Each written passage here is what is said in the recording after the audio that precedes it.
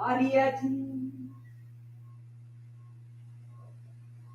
breathing quiet,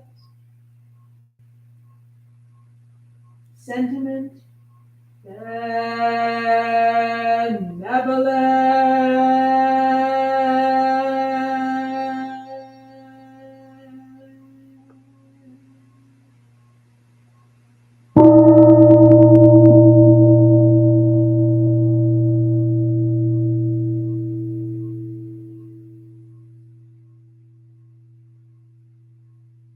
Dharma friend, sitting still in vital silence.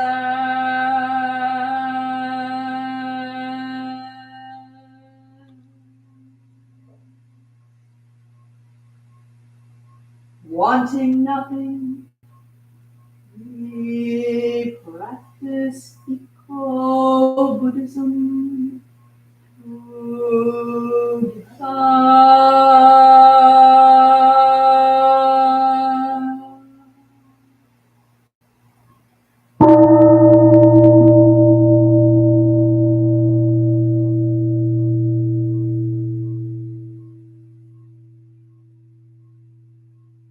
The sound of the temple bell booms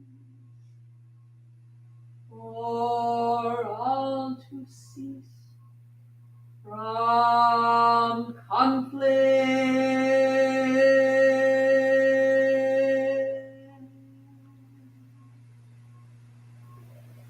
May the way of Buddha usher in the dawn of non-violent global village forever.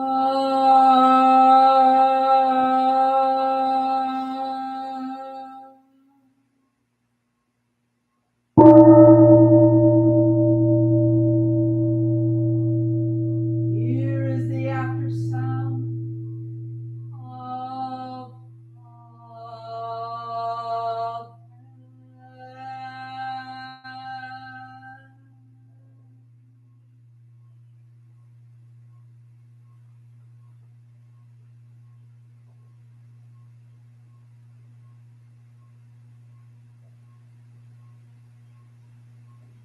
thunder of silence, light after Dharma rain.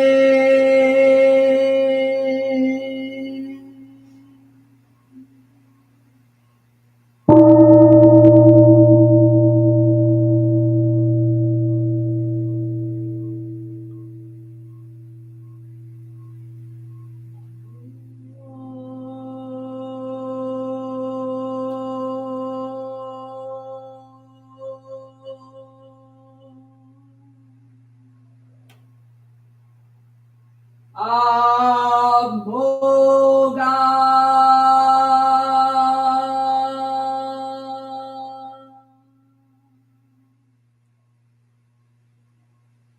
Vairochana Mahabodha.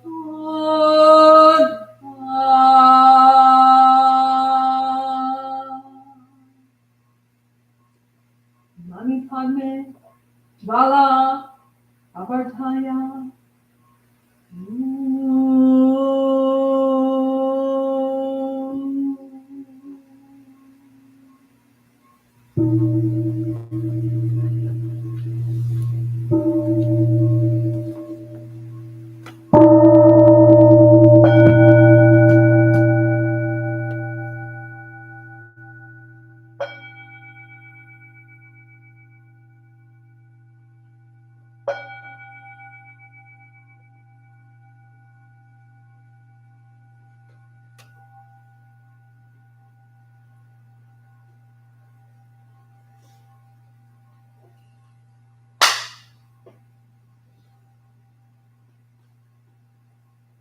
Please take a moment to straighten your mats and cushions, and then stand facing the altar for the chanting of the three refuges.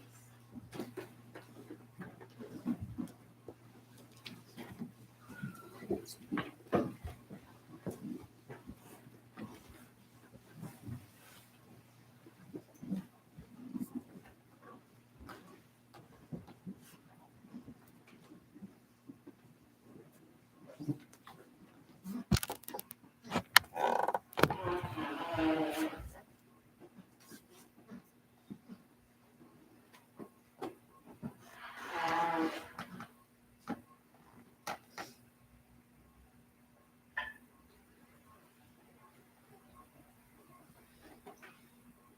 in keeping with our tradition, we first take refuge in Buddha, Dharma, Sangha, and the jewels in Sino-Korean, because ours is a Korean lineage. And then a second time in English. But even if you don't know the words to the chant, see if you can lend your voice to the sound so that you can have the experience of chanting.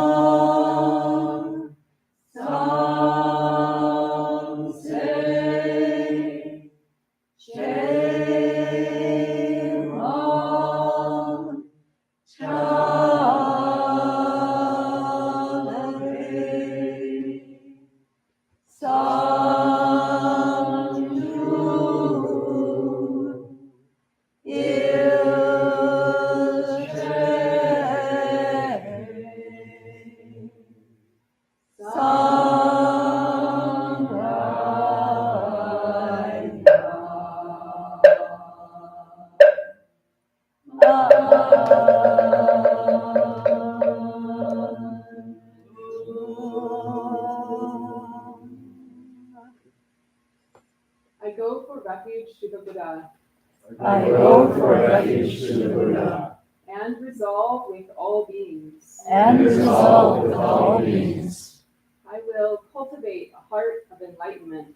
I will cultivate a heart of enlightenment. And realize the great way. And realize the great way.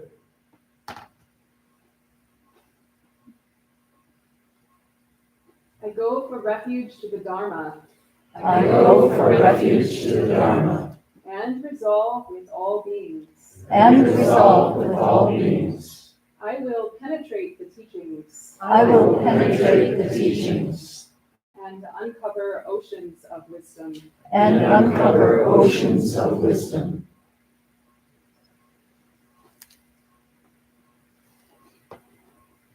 I go for refuge to the Sangha I go for refuge to the Sangha and resolve with all beings. and resolve with all beings. I will seek peace and happiness for the many I will seek peace and happiness for the many and transform this world into Buddha lands unimpeded.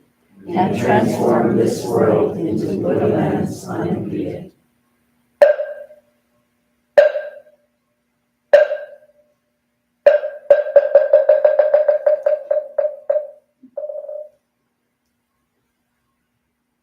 Please return to your places now for another shorter period of meditation, about 5 minutes.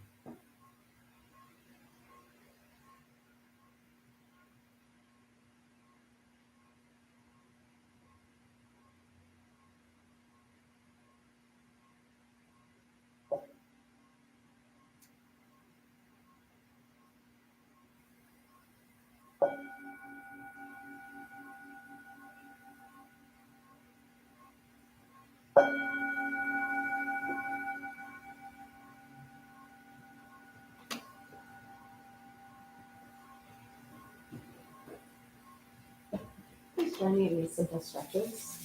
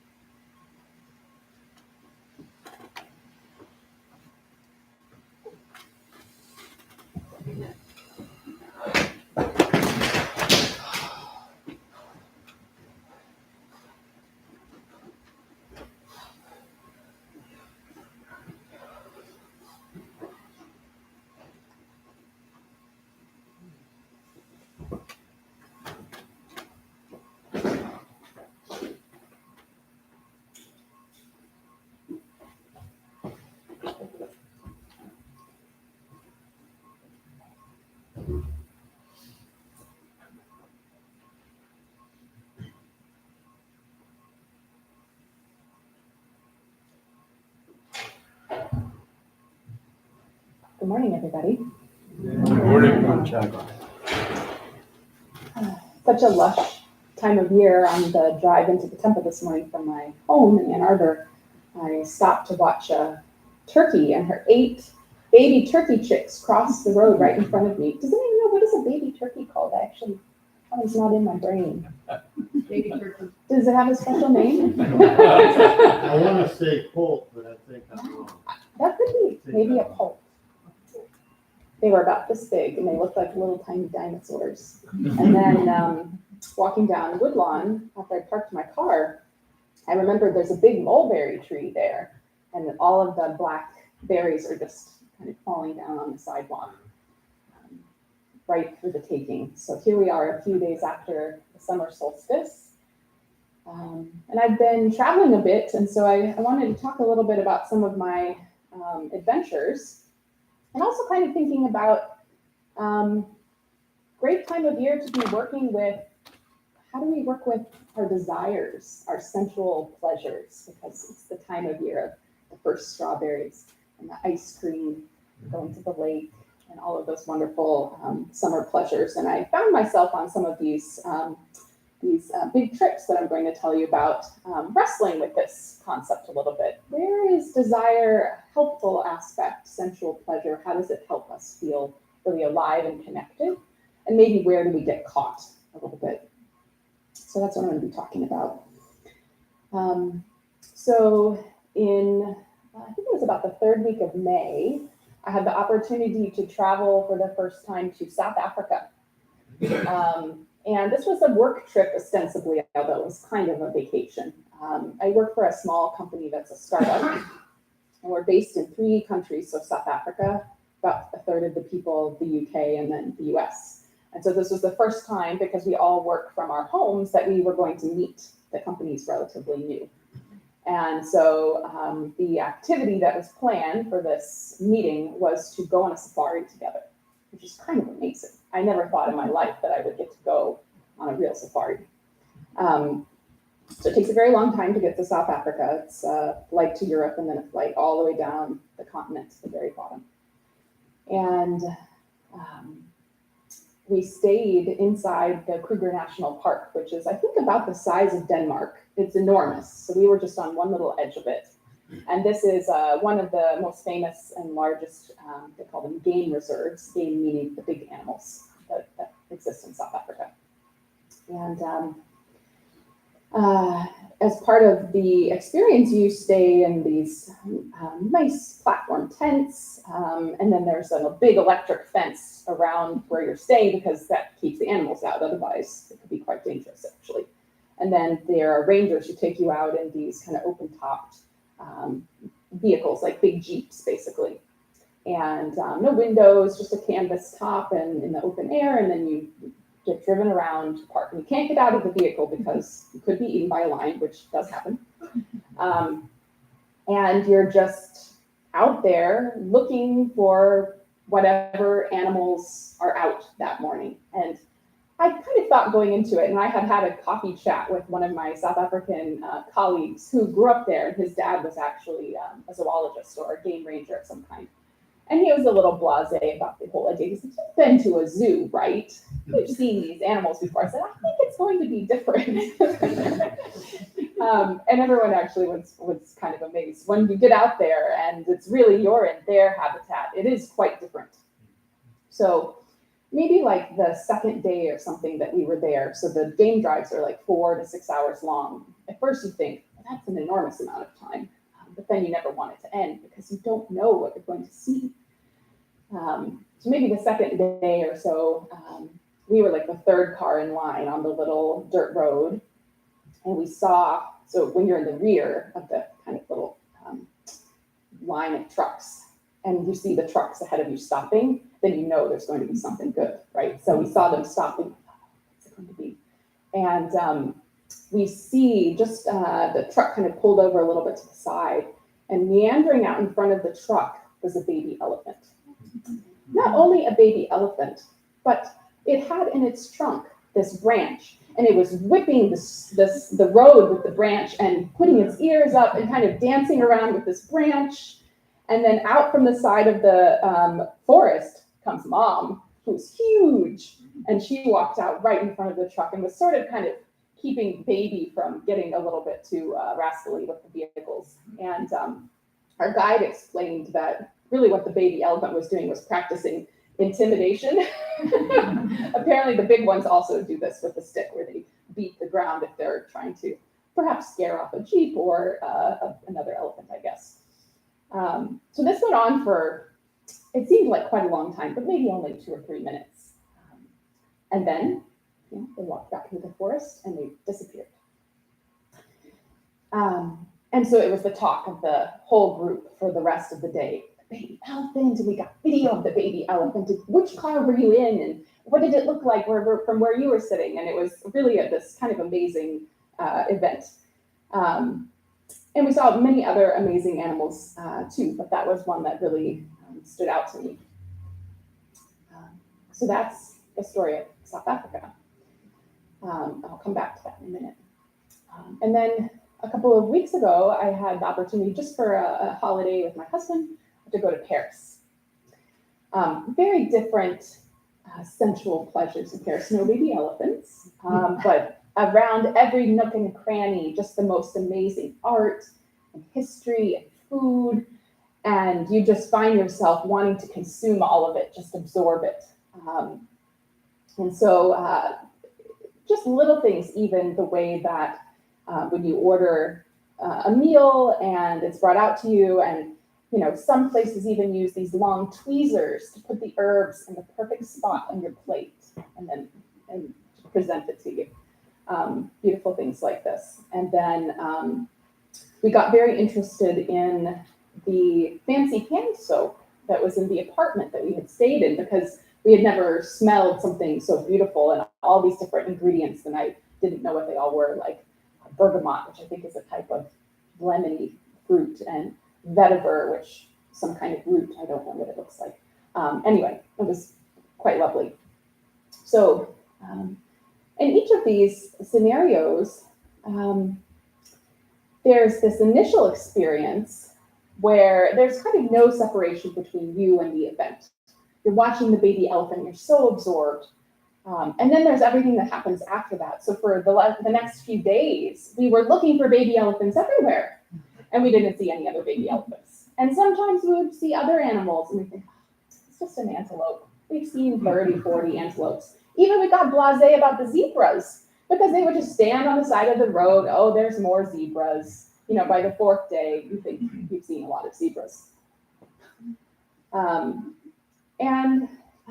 I found that kind of interesting, the way that we can find ourselves wanting to cling on to these beautiful experiences, that even in that moment, we're so pure and we didn't have any thoughts about them. We were just experiencing them. But then later, all of the stories come up. And so the Paris version was, my husband and I thought, well, we really need to buy some of this special hand soap to take it home with us, because then every time we wash our hands, it will remind us of being in Paris. And so we did buy the hand soap, which was a little more expensive than I was expecting. But why was it not enough just to have the experience of that beautiful scent while we were there? Why try to grab onto it? And so that's sort of what I've been thinking a little bit about, and wanted to try to talk today about some of the Buddhist perspectives on working with sensual pleasures. So I think, first I just want to say, I think it's quite natural and very human to have this type of experience where something really beautiful and joyful happens and we feel so alive and we want to hold on to it. How many of us can relate to our version of that experience, right? It happens every day, maybe. And so I don't think that it's something to feel bad about, but it is something to get curious about, because what I noticed about myself was being in all these beautiful spaces in this European city. As soon as I got home, I kept thinking, I really need to redecorate our apartment. It doesn't look as nice as I remembered.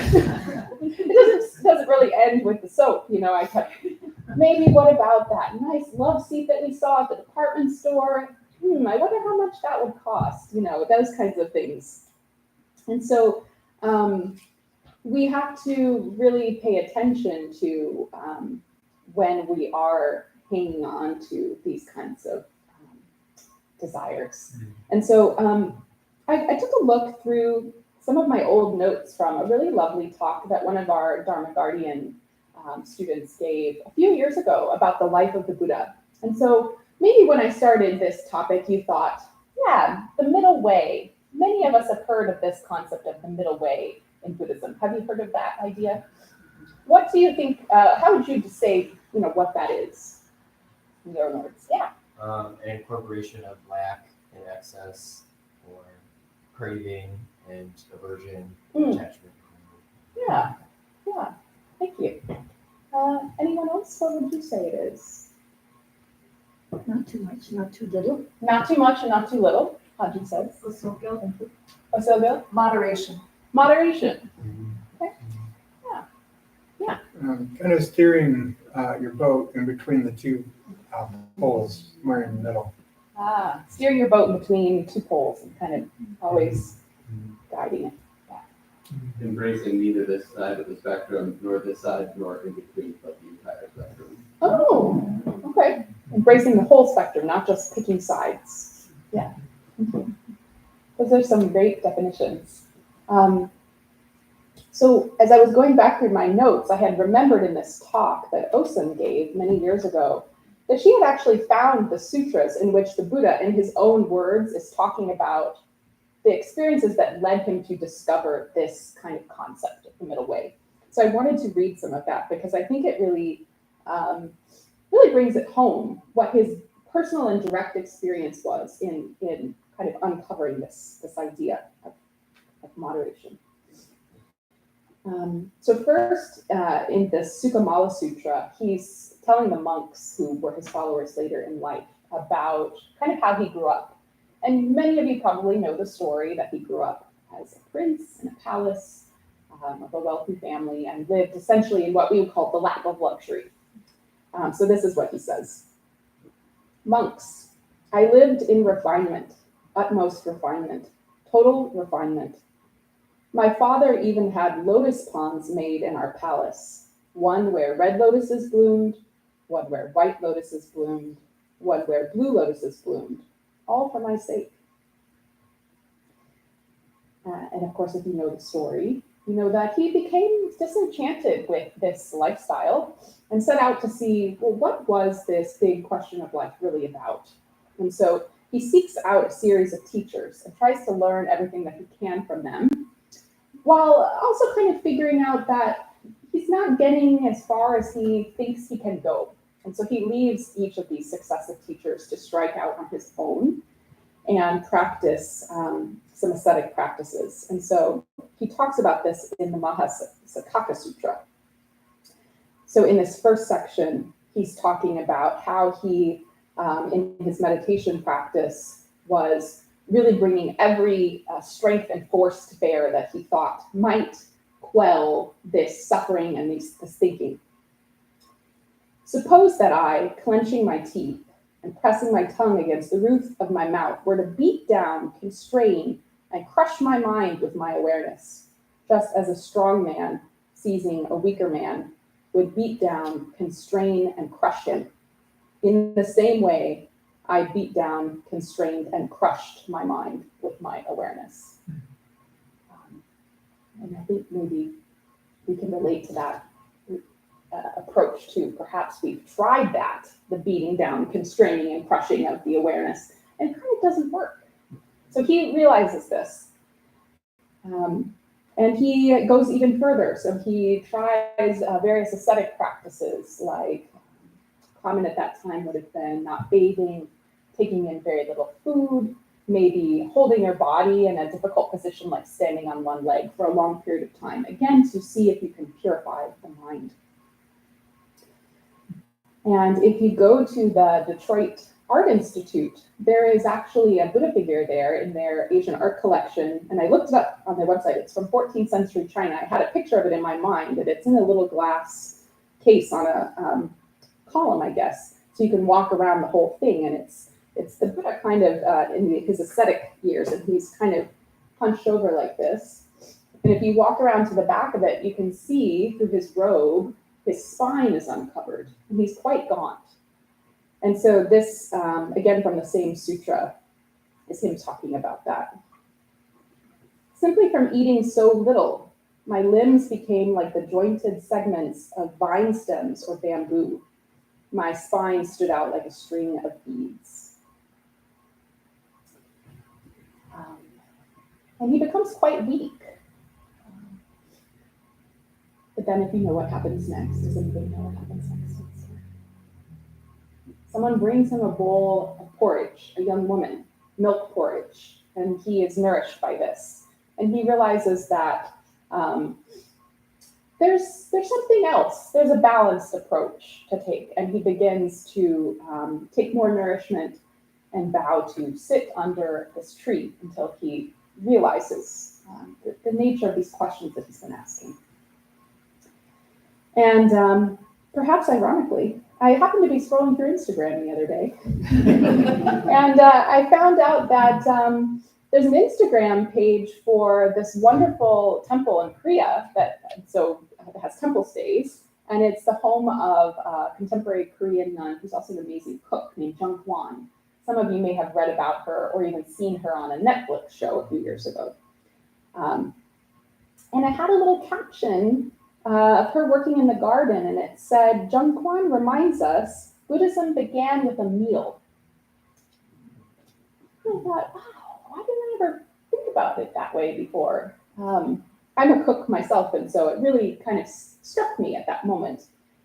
And she describes it as food is the bridge that connects the physical body and the spiritual body.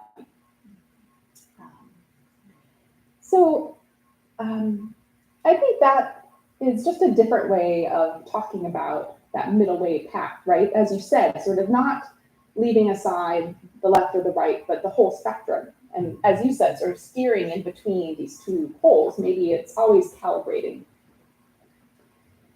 And maybe we would look at this and think that there's this kind of contradiction at the heart of this very central Buddhist teaching, because we've all heard this notion of the Four Noble Truths, and a big part of the suffering that we experience is caused by our clinging and craving after things to be different from how they are, which is true. We've all experienced that, and I see many heads nodding. And on the other hand, we have this idea that when harnessed, our desire, our yearning, whatever it is that brought us physically here, is actually really the key to our spiritual development. We have to have some thing inside that says, I want to find out more. I want to know, there has to be more to this understanding, and I want to see what it's like for myself.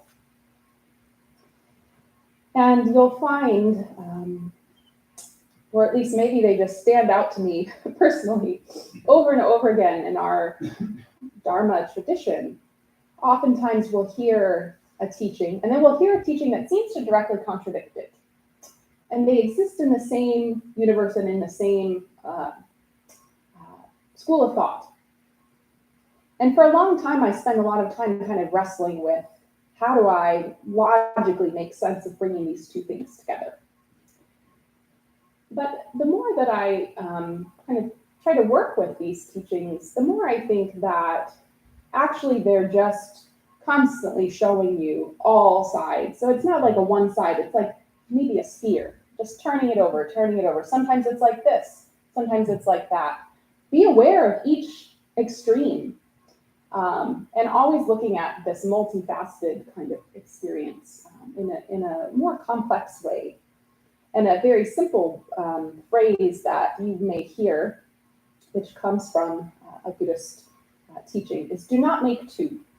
Do not make two.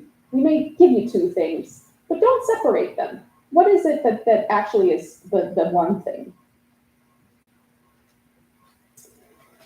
And so I think the teaching that is kind of the crux for me about this idea of how do we understand desire and grasping after sensual pleasure as perhaps a place where we get caught, and how do we understand it simultaneously as a thing that can actually bring us to greater understanding, is one of the 6 perfections.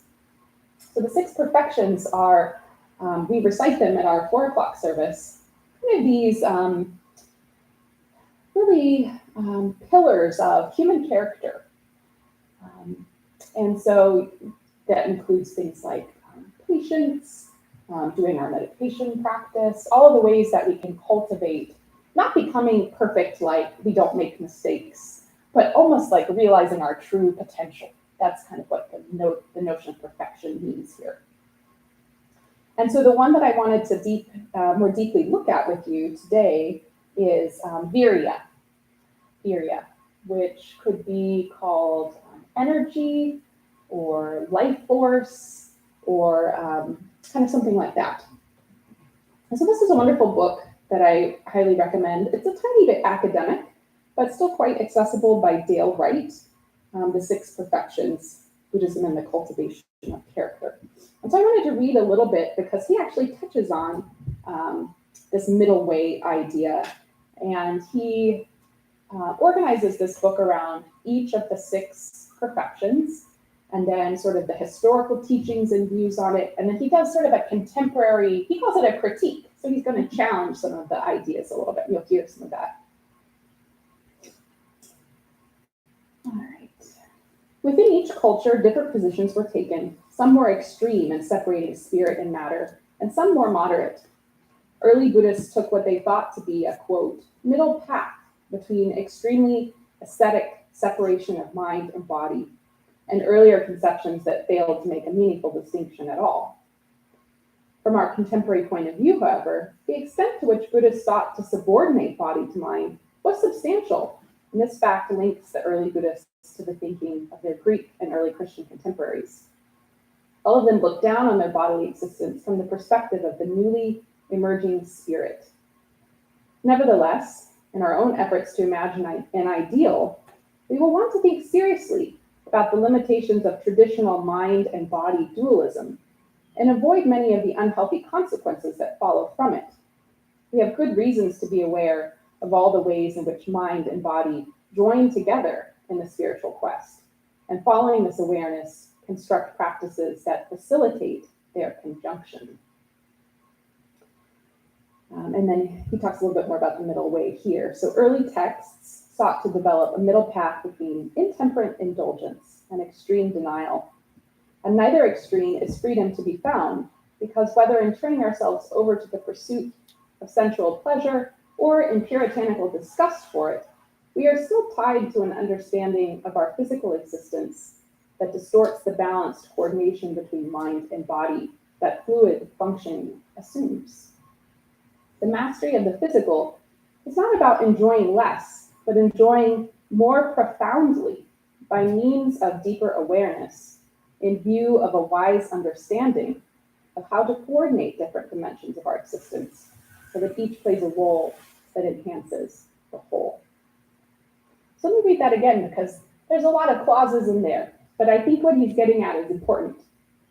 The mastery of the physical is not about enjoying less, but enjoying more profoundly by means of deeper awareness in view of a wise understanding of how to coordinate different dimensions of our existence. So you hear echoes of what each of you offered, that calibration idea.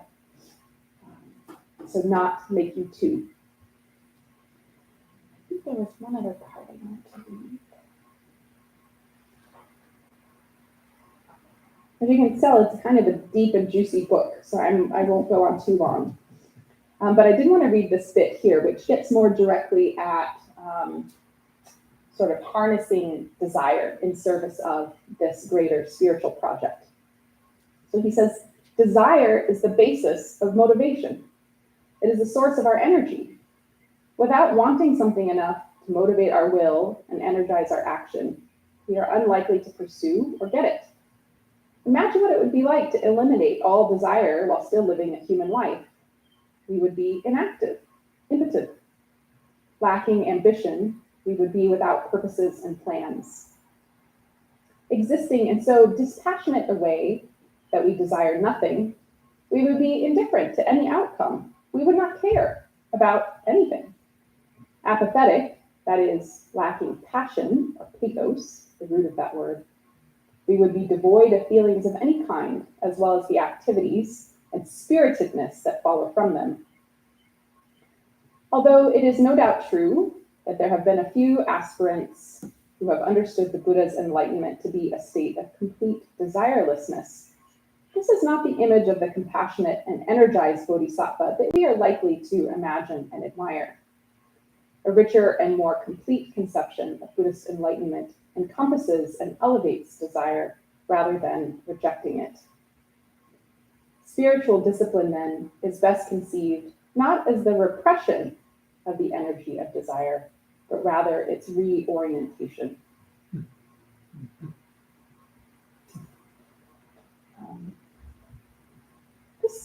This really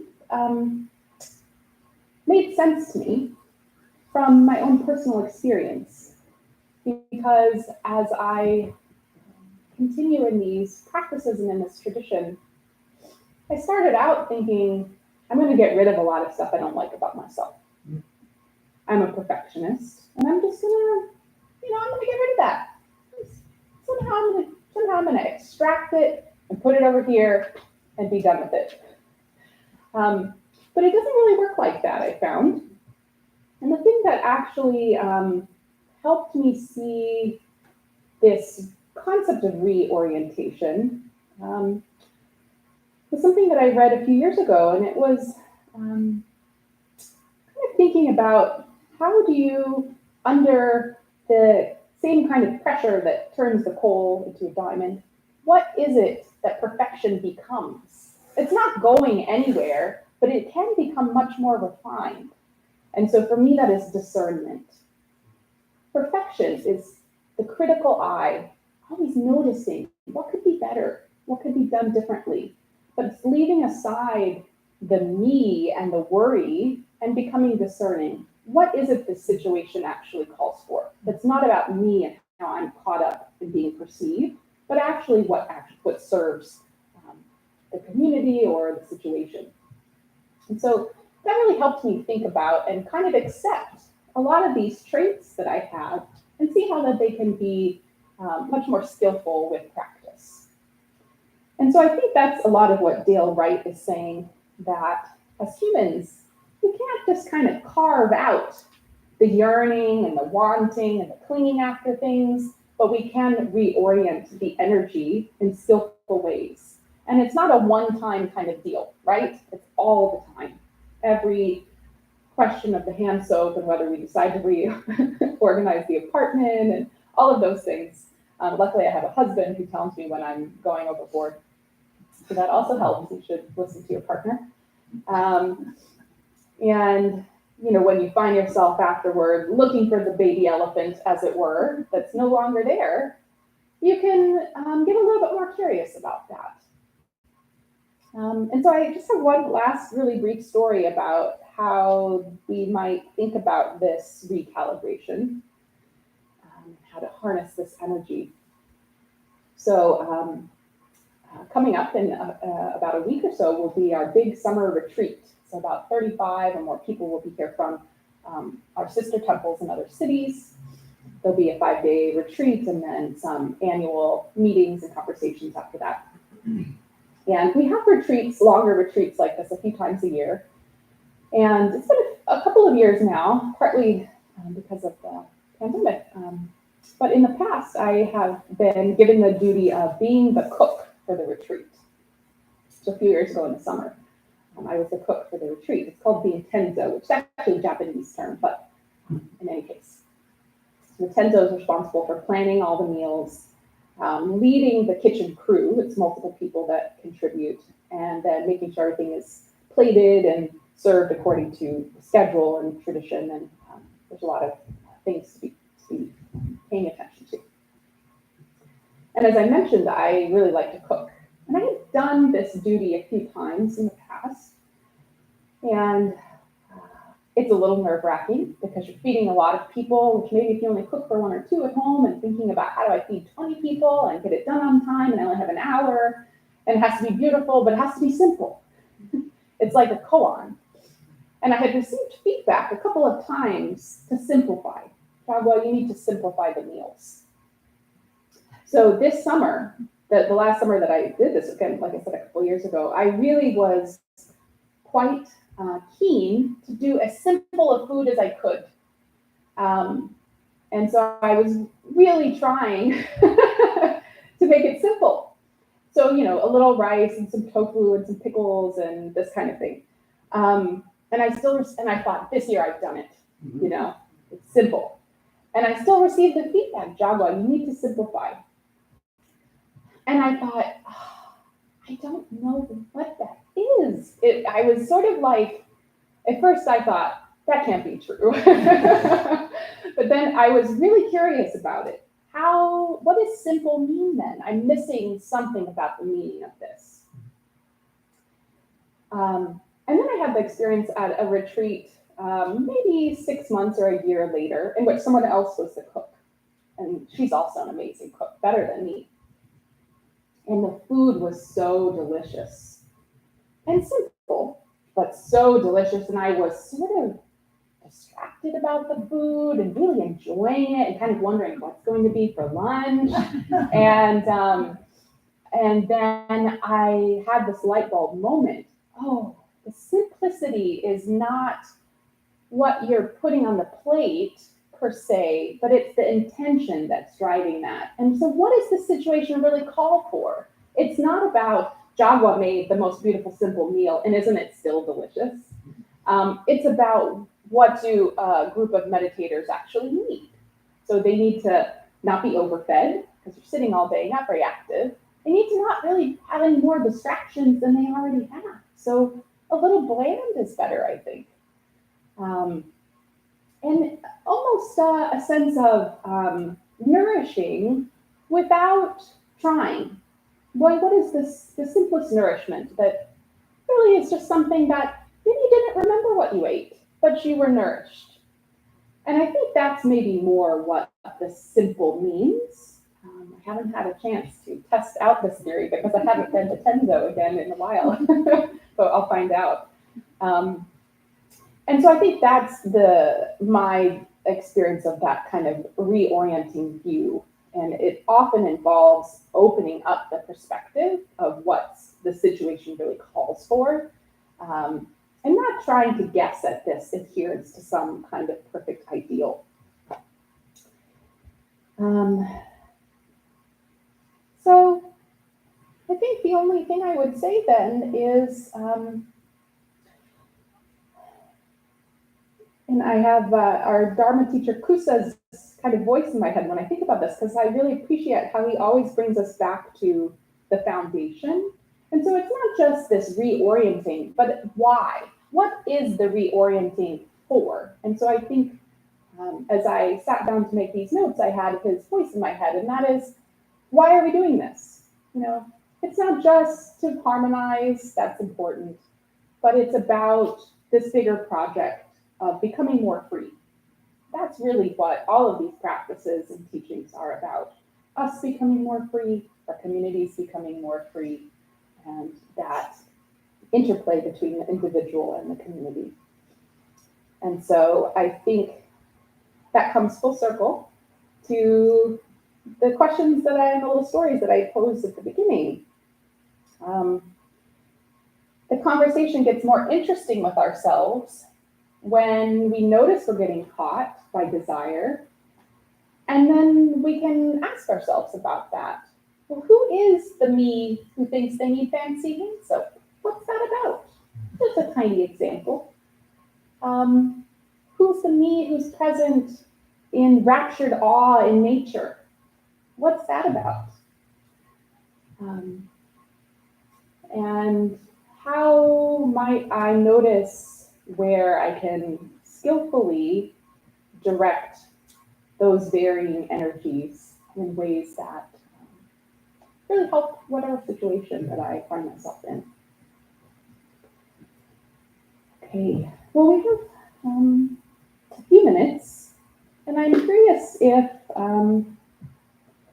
people notice any places in their lives where desire really feels skillful, where you're drawing energy from that, some kind of yearning that you've noticed is helping you. And I would be curious to hear what that is, and we can pass the microphone around.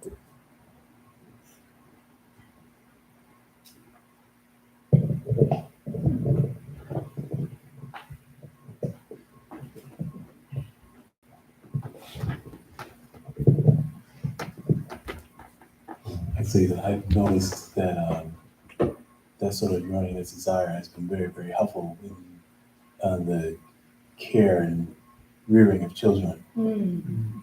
as they little bundles of desire as they tend to be. Yeah. And it can be very, I would almost say very harmful. The approach is to drain them of that. Mm.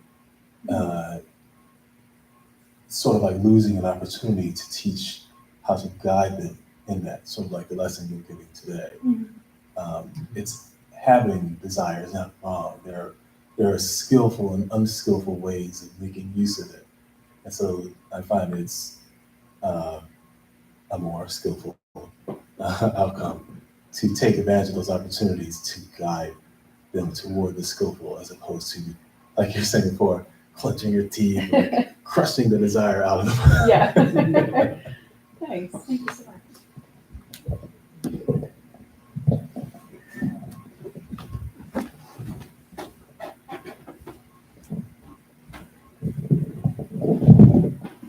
Thank you.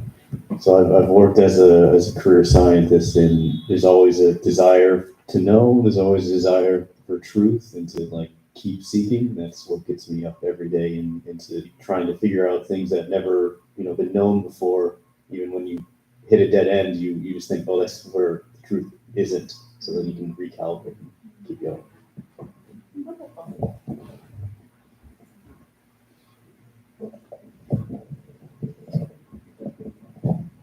You mentioned nature, and I may be the oldest person here, I don't know, pretty close. The more I'm in nature, I just feel the depth and the awesomeness of the whole thing, and that really kind of touches me so much that I want to go back and back and back. So I mean, a few of you others I think are the same, minded the same way, but nature for me is wonderful.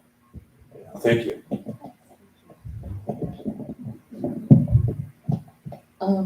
So my baby elephant is theater, which is inherently such a ephemeral thing. You can't watch it over and over again like a movie. And so the way that I deal with that clinging and that want to still inhabit how I was when I was awestruck in that audience is I've actually started to make sort of like a scrapbook, like art in response to the experience that I had in the audience, and doing so in sort of a mindful state has really allowed me to kind of strengthen the memory that I have of that experience, and remembering, oh, the way that actor sang that song was just so special, and creating a response to that, with my own work, and sort of, I guess, doubling the amount of art in the world in that way. That's where I think I'm wobbling around the middle path. So thank you.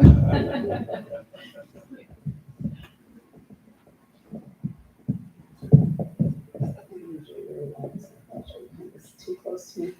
But just thinking about when you talked about the middle path and how important it is, I just thought of just society and just how we're stuck right now, where you either have to accept everything or you are people that are asking people to reject everything. Like particular people, right? Or just particular ideologies. Like either you're on my side where you don't like this person, not one thing about them, or you're on the other side where you have to like everything about this person, or you're not on my side. And I just think of how important it is that we, yes, be teetering between both sides, but I love you, but that doesn't mean that I love everything about you. And it's okay, I mean, it's okay to not accept everything that someone does. Yeah, I don't know. It just got me thinking of that.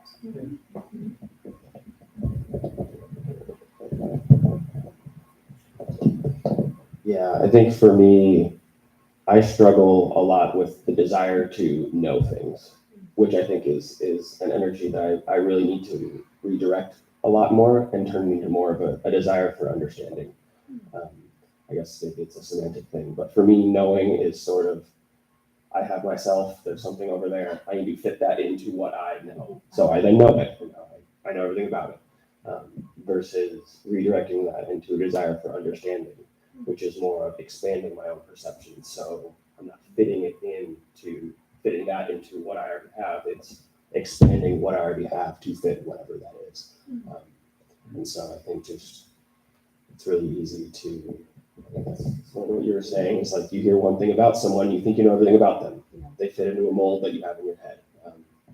But that's just not the way, that's not a helpful way to move through the world. So that's what I was thinking about with that. Thanks.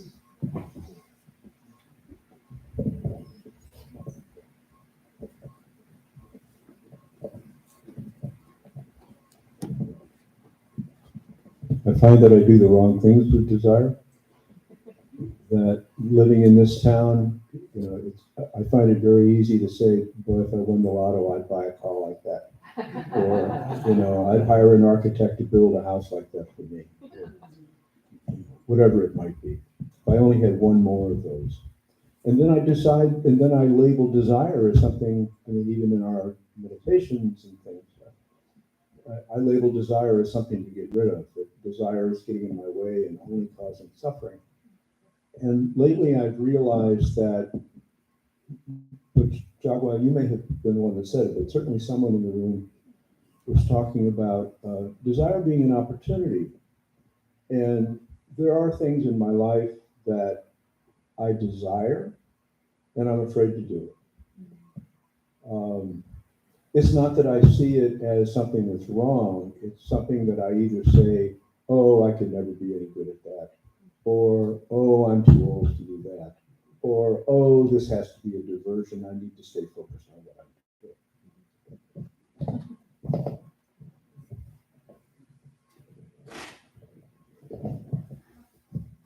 Thank you. So I think this is a question maybe.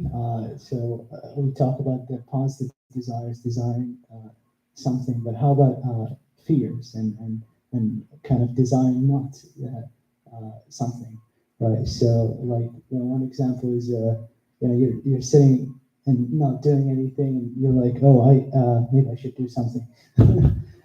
So you go around like, yeah, maybe I should do this. This is useful. And then there's this fear of of time and wasting it. So I guess what's the middle way in fear? Yeah.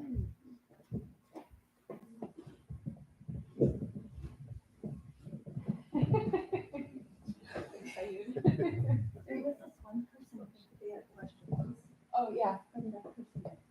I was just going to respond to the question real quick, and then we'll include you.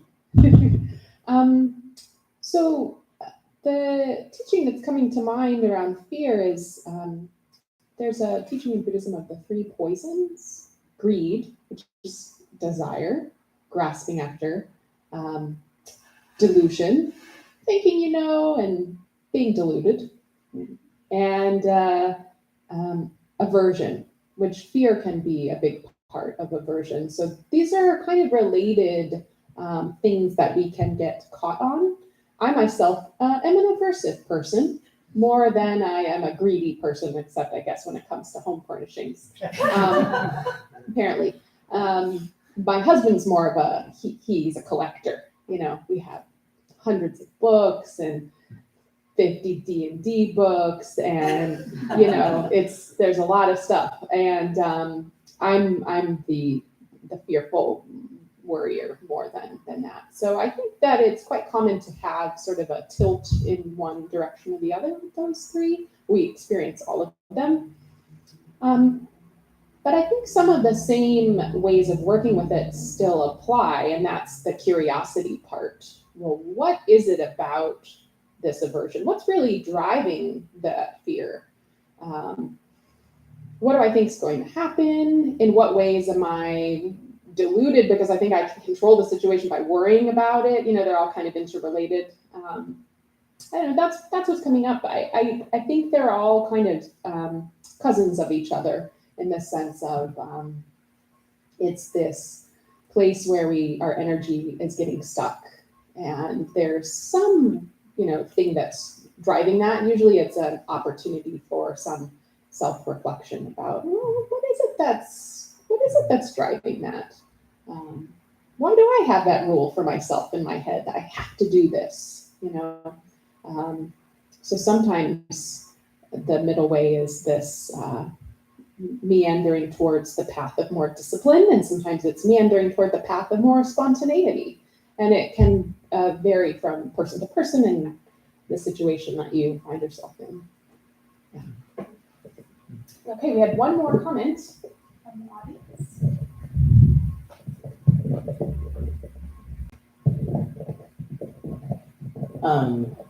Actually, your question prompted me to raise my hand because I had a thought, and I was like, this keeps on rolling. It's like, get there.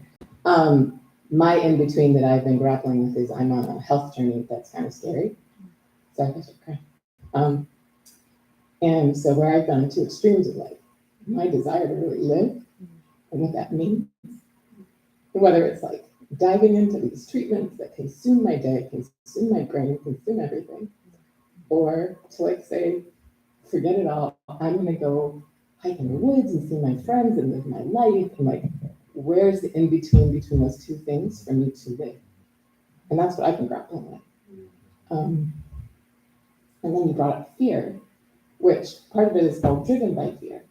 And I just, I write and I post things on social media because it helps me in my brain. And one of the things that I heard Elizabeth Gilbert speak years ago after she wrote her book, Big Magic. And one of the things that totally stuck with me is that we need that fear. The fear and anxiety in our life helps keep us safe. And so befriending our fear instead of shunning it, or instead of like seeing it as a negative thing, saying like, oh, I see you, thank you, but I need you to sit in the back seat of the car. Like, you do not get to sit shotgun, and you do not get to touch the radio, and never will you ever drive this car. And so I had to remember that of like, thank you, fear. Thank you, all these things, but I need you back here, and I need a calmer wingman. So when I'm sitting here having breakdowns because I can't fit all my treatments into a day and work a full-time job and take care of my kids, and I'm like, but I want to live. And I haven't been out to the woods yet, like this week. And sorry, it's been a while since I've been back here, so there's a lot. But so yeah, the in-between and finding that with the desire of so many things. And then the fear of time. When you said the fear of time, that got me. Because I had a huge fear. I want to do it all before I go. And then that leads me to when I want to sit, I don't sit very well, hence I came here.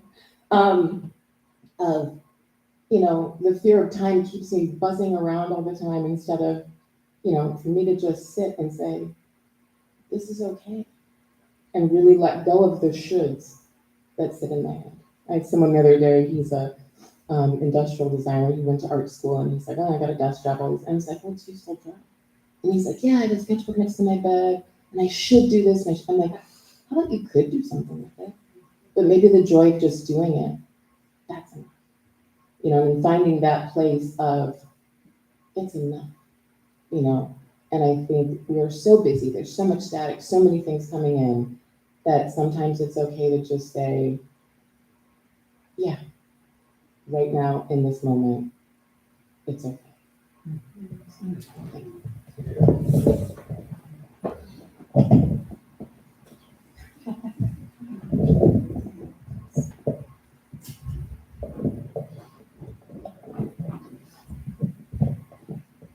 Thank you all so much.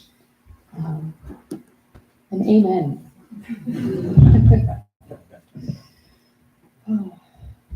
Well, we always end with the 4 great Bodhisattva vows, which perhaps in this context could really be seen as channeling that energy, that desire. This is deep intention and deep aspiration that these vows are about.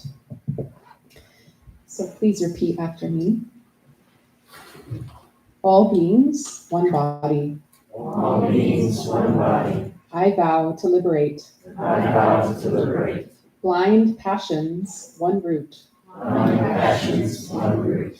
I vow to terminate I vow to terminate Dharma gates one mind. dharma gates one mind. I vow to penetrate I vow to penetrate the great way of Buddha. the great way of Buddha. I vow to realize. I vow to realize.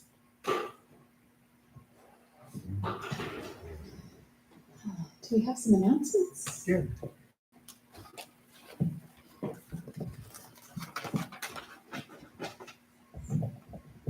Thank you, Jabra. I was going to say that recently I decided to take on this topic of desire in Buddhism, and it's been something that kind of kept at arm's length, because I think the ultimate teaching must be that you give up all worldly pleasures, and I'm getting a lot of encouragement today that I can actually work with this and not eat canned beans for the rest of my life. And it reminds me too, this sort of idea about not having to kind of remove anything from you as a person, but rather to work with it more skillfully. Thank you. My name is Samun, S-A-M-U-N. Nice to see you all again today, and new people too. It's a great time to get together. We have a few more events coming up that I can mention. As far as services, we're every Sunday. However, on the 2nd, which is this coming weekend, and the 9th is the following weekend, we won't be having a service due to the overall nature of the retreat that you heard about, the visitors, planning meetings. There is one thing though, if you want to come to get together, is on July the 4th, we will be having our precept taking ceremony. I think there's going to be like 40 people, and not just from Ann Arbor, but Mexico, Canada, New York, Chicago. That's at 2 o'clock, like 2 to 3:30. It's coming Tuesday. Yeah, it'll be great if you can make it. Let's see. We also have a meditation course coming up. It's the one kind where you just basically do it overnight, and it's the same thing as the overall course you would take over 5 or 6 weeks in the fall. That will be coming on July 14 and 15, Friday and Saturday now. Okay. I did mention the retreat, the summer retreat that we're having here in Ann Arbor. That begins on Wednesday, goes through Monday. And you're welcome to come for all or part of that. There should be some sign-up sheets that you may have seen along the side here. You can take things home with you. You can sign up, say, for a newsletter. And be more information like this that you can take with you. So I would say I will mention about something on Saturday. There's actually 2 things. One is our BIPOC meditation group, Black Indigenous Person of Color, 3 o'clock to 4 o'clock. Come right here if you want to identify your own personal aspects and to work with them. And we also have gardening practice or work practice at 3 till 5 on Saturdays. It's a good chance to get outside and dig in the earth. And then today, we'll be having our Dharma Recovery group as usual. Bill, John, Mike will be there. Anything else you wanted to say? We'll be next door in the historic temple in the library at noon today, shortly after this service. And and we might be having special work practice with Haju. I'll let her explain. With the garden of eating and planting some cilantro, sorting the growths, which have not been washed and watered until now, and get them ready for the retreat. and some watering. So it's a 15-minute period, and we step it if people want to stay longer. There's always more. Meet out by there's, as you go out the back, you'll see there's a shed with a bell hanging from it. And you pay after. Oh, and Magamok. Tomorrow at noon, we are going to be moving a refrigerator. We have this very large refrigerator, and we're going to be moving it from the shop into the basement of the Sangha house. We have a couple of people who are going to help with that, but we could use one more person. So if you want to help move this big, heavy refrigerator, come and see me after the service. That would be tomorrow at noon, and it would probably take like half an hour. And then lunch. And lunch afterwards, yeah. Yeah. With And food not- from the not refrigerator. just menus. I'm sorry, what were you gonna say? I said with food from the refrigerator. Yeah. Makes it And I lighter. know some of our women are doing weightlifting these days. Yeah. Everybody could bring Thank you. events if you feel like. Okay, then, unless anyone else has any announcements. One thing I wanted to ask is, I think on our way out, we probably want to take some of the mats and cushions, except for these ones that are lined up along the overall carpet.